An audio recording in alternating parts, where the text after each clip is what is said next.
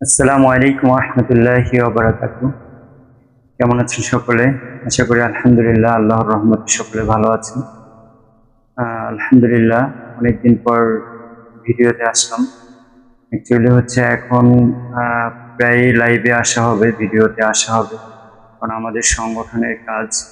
এখন থেকে আমরা ভিডিও সংরক্ষণ করব এবং ভিডিও বার্তার মাধ্যমে আমাদের সংগঠনের কার্যক্রম সকলের কাছে পৌঁছে দেব এবং সকলে যেন এ থেকে উদ্বুদ্ধ হয় এবং শিখতে পারে এবং সংগঠনের কাজ ব্যাপকভাবে যেন প্রশস্ত হতে পারে, সকলের কাছে যেন পৌঁছে যেতে পারে। এরই লক্ষ্য হচ্ছে আমাদের ভিডিও করা। তো ভিডিওর উদ্দেশ্য হচ্ছে এটাই, কোনো ব্যক্তিগত বা কোনো এরকম না যে ফেমাস বা মানুষের কাছে পৌঁছে যাবে, হ্যাঁ, নিজেদের কোনো গৌরব এরকম কিছু না। ঠিক আছে, অ্যাকচুয়ালি এখনের জামানাটা এরকম হচ্ছে যে আমরা মসজিদের ভিতরে এক কথা বলি, মসজিদ থেকে বের হইলে কথাটা ঘুরাই ফেলি। ঠিক আছে, অনেকেই দেখা যায় আমাদের সাথে একমত হয়, আমাদের এই সংগঠনের কাজ ভালো লাগে, করতে চায়। ঠিক আছে, এবং আমাদের সামনে সবসময় তারা সমর্থন করে, কিন্তু অগোচরের পিছনে দেখা যায় এটা বিপরীত হয়ে যায়। ঠিক আছে, দেখা যায় আমাদের সাথে কথা একরকম বলে, বাইরে আর এক রকম বলে। এই জন্য হচ্ছে ভিডিওর কয়েকটা দিক আছে যেগুলো হচ্ছে ভালো সাইড, যেমন আপনার হচ্ছে সহজেই কার্যক্রমগুলো সকলের কাছে পৌঁছে যায়। এক, দুই নম্বর হচ্ছে যে দ্বিতীয়ত হচ্ছে যে মানুষ যে কথাগুলো বলে, কথাগুলোর একটা ডকুমেন্ট থাকে, যাতে পরবর্তীতে কথাটা সে মানে আহ, না করতে পারে, ঘোরাতে না পারে। ঠিক আছে, কথাটা যাতে যাতে ডকুমেন্টস প্রমাণ থাকে। এই জন্য হচ্ছে আমি চিন্তা ফিকির করলাম যে আমাদের প্রতিটা প্রোগ্রামের বক্তব্য, আলোচনা, এগুলো ভিডিও ডকুমেন্ট হওয়া উচিত। তো সেই লক্ষ্যে হচ্ছে আমি ভিডিওর কার্যক্রম শুরু করেছি। তো বিগত কাউয়াকুলি বাইতুসালাম জামে মসজিদেও আমাদের ভিডিও কার্যক্রম হয়েছে। তো আজকে এই যে হচ্ছে আমাদের বড়বাড়ি মসজিদে হচ্ছে আমাদের মুফতি সাহেব আহ, মুফতি সাহেব হচ্ছে গুরুত্বপূর্ণ আলোচনা করেন সেখানে কমিটি গঠনের জন্য। তো আলহামদুলিল্লাহ, তারা ব্যাপক সাড়া দিয়েছে, অনেকেই উদ্বুদ্ধ হয়েছে এবং তারা কমিটি ইনশাল্লাহ করবে। তারা আমাদের সাথে একত্র পোষণ করছে। তারপরেও প্রতিটা জায়গায় হচ্ছে দু একজন লোক এদিক সেদিক থাকবেই, কারণ সকলেই যে আমাদের কার্যক্রম পছন্দ করবে এরকম না, আবার সকলেই যে পছন্দ করবে না এরকম না। তো বিষয়টা হচ্ছে যে এর মধ্যে হচ্ছে আমাদের কার্যক্রম চলতে হবে। আর একটা বিষয় হচ্ছে যে দিনের কাজ ধৈর্যের সাথে এবং সাহসের সাথে করতে হবে। আর অবশ্যই এটা আমাদের কার্যক্রম হোক বা না হোক, আমরা যদি চেষ্টা করি, অবশ্যই এর মধ্যে আমরা তো আল্লাহর কাছে বলতে পারবো যে হ্যাঁ আল্লাহ, আমরা চেষ্টা করছি সমাজকে পরিবর্তন করার, ইসলামী অপসংস্কৃতি দূর করার আমরা চেষ্টা করছি। তো এটা আপনারা জানেন অনেকেই যে একজন নবীর একটা উম্মত হয়নি, একজনও তার দিন গ্রহণ করেনি, কিন্তু সে কিন্তু আল্লাহর কাছে সফল হন, আল্লাহর কাছে কামিয়াবি হয়েছে, এই জন্যই যে সে তার দায়িত্ব পালন করছে।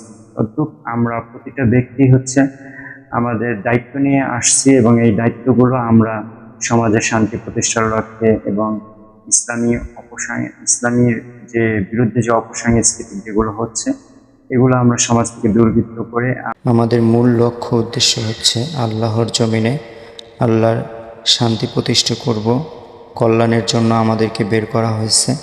এজন্য আমরা কল্যাণময় কাজ, প্রতিটা কাজই আমাদের সাধ্যমতো আমরা চালিয়ে যাব চেষ্টা, ইনশাআল্লাহ। তো চলুন আমরা ইনশাআল্লাহ মুফতি সাহেবের গুরুত্বপূর্ণ আলোচনা শুনি। তিনি হিলফুল ফুজুর সংগঠন সম্পর্কে আলোচনা করেছেন। বিসমিল্লাহির রহমানির রহিম।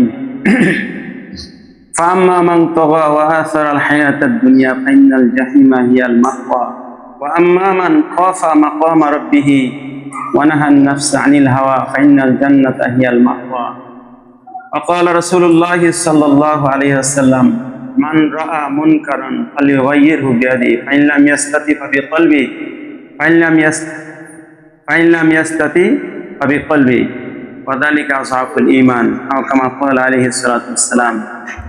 আলহামদুলিল্লাহ, আপনারা সকলে ভালো আছেন? হুজুর গুরুত্বপূর্ণ আলোচনা করতেছিলেন। আসলে আমাদের বর্তমান সমাজের সমস্যাটা এটা নিয়ে হইতেছে, টাকা পয়সার কোনো সমস্যা নাই। বিদেশ থেকে লক্ষ লক্ষ কোটি কোটি টাকা আসতেছে, কিন্তু যে জন্য আসতেছে তা হইতেছে না, পিতামাতার খেদমত হইতেছে না। যাই হোক, তো হুজুর মূল্যবান কথা বলছেন কোরআন এবং হাদিসের আলোকে। আমরা যেন সকলে আমল করতে আল্লাহ পাক তৌফিক দান করেন। তো আপনাদের সম্মুখে আমি একটি বিষয়ে আলোচনা করতেছি, হয়তো আপনারা যেন উপস্থিত আছেন, আগে পরে আলোচনা শুনছেন। সেটা হলো এই নবী করিম সাল্লাল্লাহু আলাইহি ওয়াসাল্লাম তিনি একটা সংগঠন করেছিলেন যুবক বয়সে, সেটা হলো কি হিলফুল ফুজুল। সমাজকে কিভাবে সুন্দর কাঠামোতে আনা যায়, সুন্দরভাবে গঠন করা যায়, শান্তি শৃঙ্খলাপূর্ণ সমাজ গঠন করা যায়, অশান্তি দূর হয়ে যায়, জুলুম অত্যাচার কি হয়ে যায়, দূর হয়ে যায়, সকলেই যেন সকলের অধিকার বাস্তবায়ন করতে পারে, এই লক্ষ্যে নবী করিম সাল্লাল্লাহু আলাইহি ওয়াসাল্লাম একটা সংগঠন ছিল, তার নাম হলো হিলফুল ফুজুল। তো দেখেন, বর্তমান মিডিয়া যা আছে সব মুসলমানদের হাতে না, মুসলমানদের নাগালের বাইরে, নাগালের বাইরে ঘটে যা প্রকাশ করে তার উল্টা। কথা বুঝেন নাই? যেইগুলো প্রয়োজন না সেইগুলা বারবার অ্যাডভার্টাইজ হইতেছে, যা প্রয়োজন তা ভুলে কোনো সময় অ্যাডভার্টাইজ হয় না। কথা ঠিক কিনা? নামাজের বাহির এবং ভিতরে কয় ফরজ, এটা বারবার আলোচনা হওয়া দরকার, বারবার অ্যাডভার্টাইজ হওয়ার প্রয়োজন, বারবার এটা নিয়ে কি আলোচনা করার দরকার। নামাজের বাহির এবং ভিতরে 13 ফরজ, নামাজের ওয়াজিব 14টি। ফরজ যদি ছুটে যায় সিজদায়ে সুদের নামাজ আদায় হবে না। যদি ওয়াজিব ছুটে যায় ভুল কর্মে সিজদায়ে সুদ দিলে কি আদায় হয়ে যাবে। তো এইভাবে মুসলমানদের যে বিষয়গুলো ছিল এইগুলা কিছু আলোচনা হইতেছে না। আপনার ইসরায়েল যারা আছে তারা কি করছে, মুসলমানদেরকে কিছু ফিলিস্তিনকে বন্দী করছে, তাদের সাথে যে আচরণ অবর্ণনীয়, অকল্পনীয়, জুলুম অত্যাচারে জর্জরিত। পক্ষান্তরে আপনার এই হামাস যে সংগঠন আছে তারা তাদের সাথে সেই আচরণটাই করছেন হিলফুল ফুজুল তথা নবী করিম সাল্লাল্লাহু আলাইহি ওয়াসাল্লাম যেইভাবে একটা মানুষের সাথে আচরণ করার প্রয়োজন, সৌহার্দ্যমূলক, সম্মানজনক, স্নেহজনক, এই ধরনের আচরণ করছে। যারা বন্দী ছিল তারা শেষ পর্যন্ত বাধ্য হয়েছে, আপনাদেরকে আমরা মৃত্যুর আগ পর্যন্ত বলবো না, আপনার ব্যবহার, তাদের গায়ে তারা কোনো ডোন্ট টাচ, কোনো স্পর্শ করে নাই। তারা যে সময় যা খাইতে চাইছে সেইগুলা তাদের কাছে থাকলে সেটা খাওয়াইছে, নাহলে দূর থেকে সংগ্রহ করে তাদের সেগুলো দিছে। যারা মানে যখন তারা চলে যায় তখন তারা তাদের জন্য কাঁদছে যে আসলে এরাই আসল মানুষ। কিন্তু প্রচার হয় কি বলেন তো, মুসলমান হলো সন্ত্রাস, মুসলমান কি সন্ত্রাস। এইটা হলো এই কারণেই অলেকিন কলমদার কাফে দুশ্মনাস, কলম প্রচার প্রসারের কাফেরদের হাতে, যার কারণে সবকিছু তারা উল্টা প্রচার প্রসার করতেছে। আজকে দেখেন, মুসলমান মা বোন যদি নখ পালিশ মাখে, বাহ্যিক বিচার কি আপনার তাকে দেখতে অসুন্দর দেখাবে না সুন্দর দেখাবে? বলেন, সবাই বলেন সুন্দর দেখাবে নখ পালিশ লাগাইলে, কিন্তু কাজটা কি করছে? তার গোসল হবে না, তার ওযু হবে না, তার নামাজ হবে না, কোরআন শরীফ স্পর্শ করতে পারবে না, সবগুলো নষ্ট করে দিয়েছে। কিন্তু আপনাকে কি বুঝাইছে? বোকা সাজাইছে। স্পেনে মুসলমানদেরকে বলছে তোমরা মসজিদে প্রবেশ করো, সবাই নিরাপদ থাকবে, নারী পুরুষ সব মসজিদে ঢুকছে, আপনার কি করছে এসির দিয়ে, পেট্রোল দিয়ে কি করছে সব জ্বালাই পুড়ে শেষ করে দিছে। কথা বলেন নাই?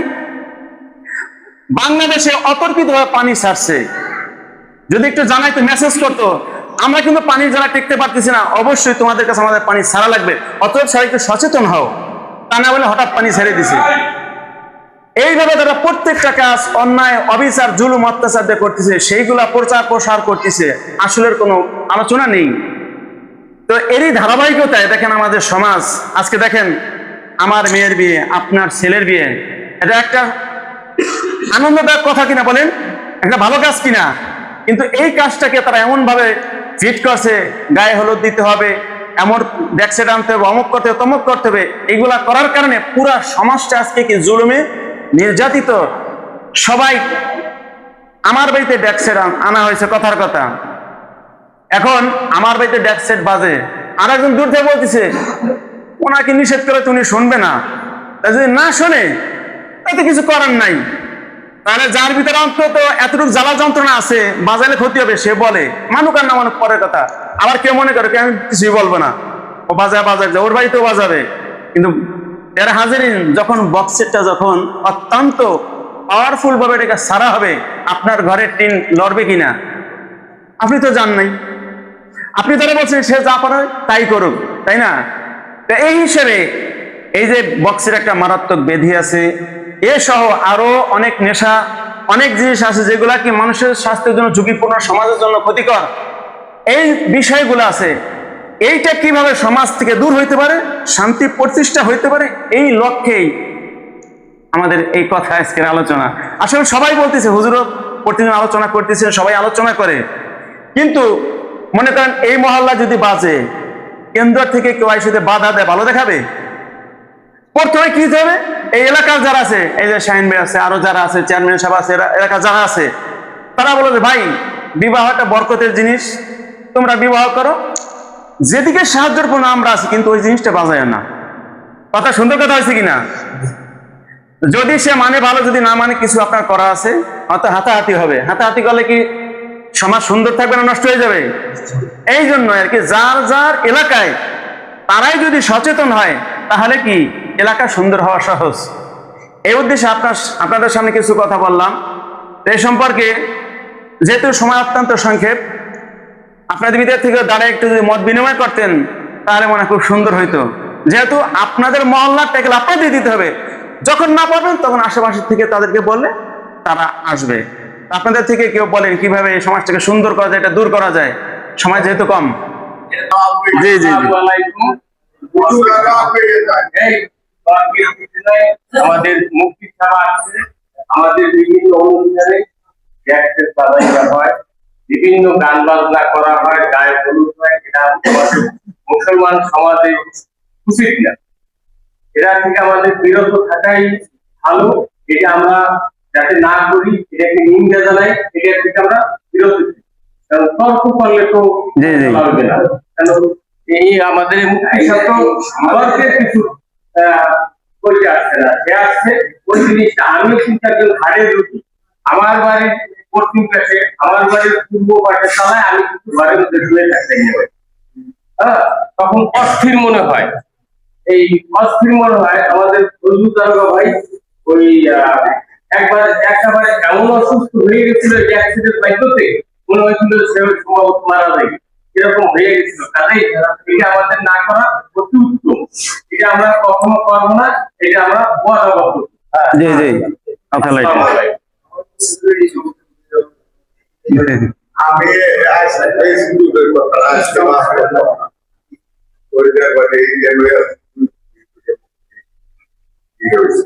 আমি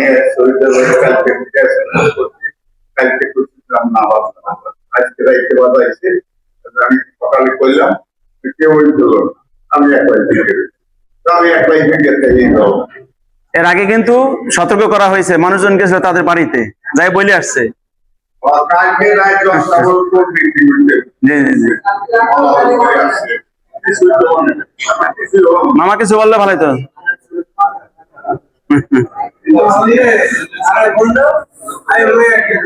আচ্ছা শোনেন, মোটামুটি কথা, টাইম হয়ে গেছে তাই না? জি জি, একটু খামোশ হয়ে যায়, সবাই খামোশ হয়ে যায়। জি আলহামদুলিল্লাহ, আমি জানি এই কেন্দুয়া ইউনিয়নের মধ্যে এই মসজিদটার মুসল্লিরা সবাই সংঘবদ্ধ, ঐক্যবদ্ধ এবং একে অপরকে খুব মানেন। তো সেই হিসেবে মনে করি যারা মুরব্বী আছেন তাদের ভিতরে একটু একটা সংগঠন হইলে, যে এই হলো সভাপতি, এ হলো সেক্রেটারি, সদস্য আছে, কোথাও যদি কোনো সমস্যা হয় আমরা যা প্রথমে কি করব, উপস্থাপন করব। প্রথমে কি করবে, তাদেরকে বাধা দিবে বা বুঝাবে। বুঝ মানলে আলহামদুলিল্লাহ ভালো, এবার না মানে তাহলে সামাজিক ভাবে একটা অবস্থানে যা প্রয়োজন, হয়তো তার বাড়িতে আমরা বিবাহে কি করলাম না, অ্যাটেন্ড করলাম না। আপনার টাকা দিয়ে, টাকা পাইতেন আমার কাছে, টাকা পাঠাই দিলাম, আপনার টাকা আপনি নেন, কিন্তু আপনার বাড়ি খানা খাবো না, ঋণ ছিলাম পরিশোধ করে দিলাম। এইভাবে যদি আপনি একটা পদক্ষেপ নেন, তাহলে ইনশাল্লাহ আশা করি এই এলাকা ইনশাল্লাহ সুন্দর হয়ে যাবে। আমি যে নিষেধ করতেছি, আমার ভাই কিন্তু বাজাইতে পারে, তা আপনি এটাকে এটা পারে মনে করেন না, তা আপনার ভাই কেন বাজাইতেছে, আপনি তো ওয়াজ করতেছেন, বলে অন্য কাউকে হেদায়েত করা, ইন্নাকা লা তাহদি মান আহবাবতা, আপনি যাকে ভালোবাসেন তাকে হেদায়েত আল্লাহ দিবে, কিন্তু আমাদের ডিউটি জিম্মাদারি পৌঁছে দেওয়া। তো এই হিসেবে কোনো বাড়ি যেরকমের হয়, আপনাদের এই মহল্লা থেকে আমরা চাইতেছি এমন কয়েকজন লোক আপনারা কি হন, আপনারা দাঁড়ান, ইস্তেকামাত হন, একটু সংগঠন করেন বা মাশারা করেন। এই কজন লোক কি করেন প্রথমে বলবেন, মানলে ভালো, যদি না মানে আপনি দরকার হয় সেই বেতে আপনি খানা দানা পরিত্যাগ করেন, তার টাকা দিয়ে দেন, তাই না? খানা দানা তো আর বড় জিনিস না, তাহলে কিন্তু শিক্ষা হবে। আমরা দুনিয়াবি কোনো কিছুর জন্য কিন্তু কোনো কানুন গ্রহণ করি, কিন্তু আল্লাহর জন্য, কবরের জন্য আমাদের কানুন গ্রহণ করার প্রয়োজন। তাই যাই হোক, সময় কম, কথা শুনেন জি। তাহলে এই যে আমাদের কালাম ভাই, ভাই নাম কি আপনার? যাই হোক, শাহিন ভাই আছে, আরো যারা আছেন, হ্যাঁ আপনি আছেন, আরো যারা আছে, এরা বইলে একটু কি করবেন, আল্লাহর জন্য জিম্মাদারি নেন। সবার কবর সুন্দর হবে, সবার বিবাহ শাদীরা সুন্দর হবে, সবার অনুষ্ঠানটা সুন্দর হবে, সকলে শান্তির সাথে ঘুমাইতে পারবে, অনুষ্ঠান সারা রাত্র চলুক, কারো কোনো ক্ষতি হবে না। হ্যাঁ, সেই জন্য আপনাদের মসজিদ থেকে আমরা চাইতেছি কয়েকটা লোক, এবার আপনারা একটু মজবুত হন। দুনিয়াবি কত কাজে মজবুত হন না, যে কিয়ামত হয়ে গেল আমরা এটি করতে দেবো না, হয় না? তা আল্লাহর জন্য একটু আমরা চেষ্টা করি, ইনশাআল্লাহ আল্লাহ তাআলা আমাদের তৌফিক দান করেন। ওয়া আখিরু দাওয়ানা আলহামদুলিল্লাহি রাব্বিল আলামিন।